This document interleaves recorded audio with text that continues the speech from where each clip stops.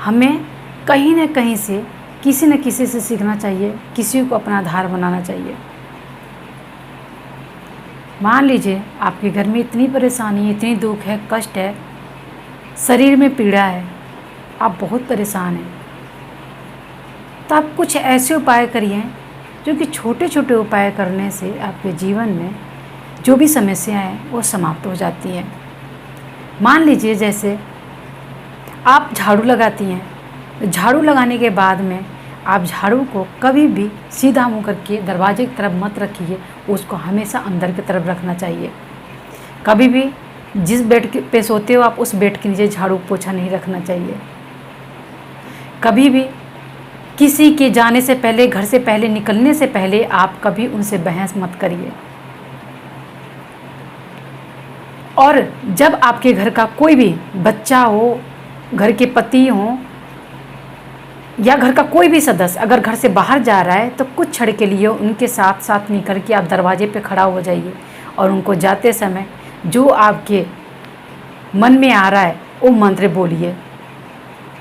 जिनको भी आप मानती हैं उनका नाम लीजिए, उनका मंत्र बोलिए, अंदर ही अंदर मन में उच्चारण कीजिए।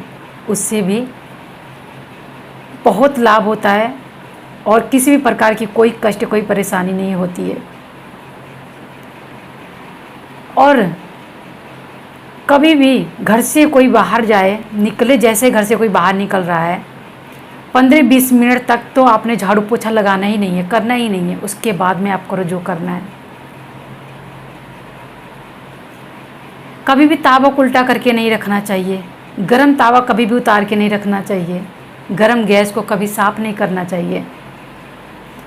इतनी जल्दीबाजी ना करें कि जल्दीबाजी करने के चक्कर में आपके घर में कोई समस्या आ जाए।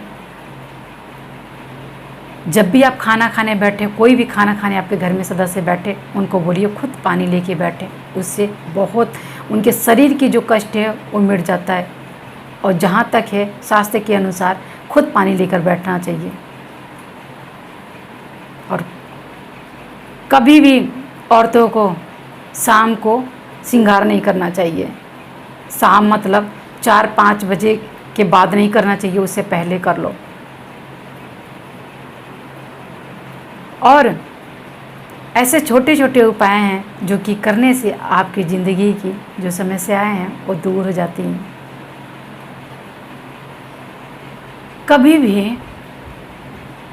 कभी भी कपड़ा जो होता है, जैसे हमने धुल के डाल दिया और उस कपड़े को हमने वैसे उतारा, वैसे ही फोल्ड करके हमने रख दिया, कभी भी हमारे कपड़े